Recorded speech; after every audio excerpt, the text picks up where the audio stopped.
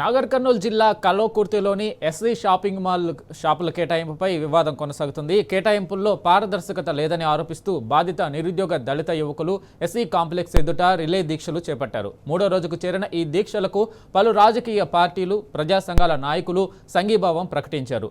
అర్హులకే షాపులు కేటాయించాలని, ప్రస్తుత కేటాయింపులను రద్దు చేసి పారదర్శకంగా విచారణ జరపాలని డిమాండ్ చేస్తున్నారు. రాజకీయ ఒత్తిళ్లు, అధికార పార్టీ సిఫార్సులతో అర్హులను పక్కనబెట్టి షాపులు కేటాయించారని బాధితులు ఆరోపిస్తున్నారు.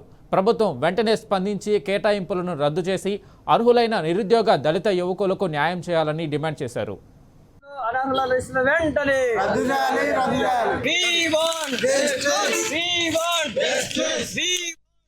కల్వకుర్తి ఎస్సీ కాంప్లెక్స్ షాపింగ్ విషయంలో మా దళిత నిరుద్యోగ యువకులకు చాలా అన్యాయం జరిగింది. ఈ రోజుకు మూడో రోజు దీక్ష కావడం.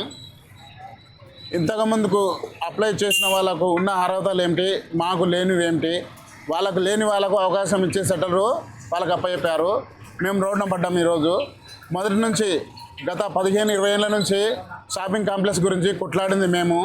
ఇప్పుడు ఎవరెవరో వేరెవరు వాళ్ళకు అర్హత లేని వాళ్ళకు, మధ్యలో వచ్చిన వాళ్ళకు ఇవ్వడం ఎంతవరకు కరెక్టు?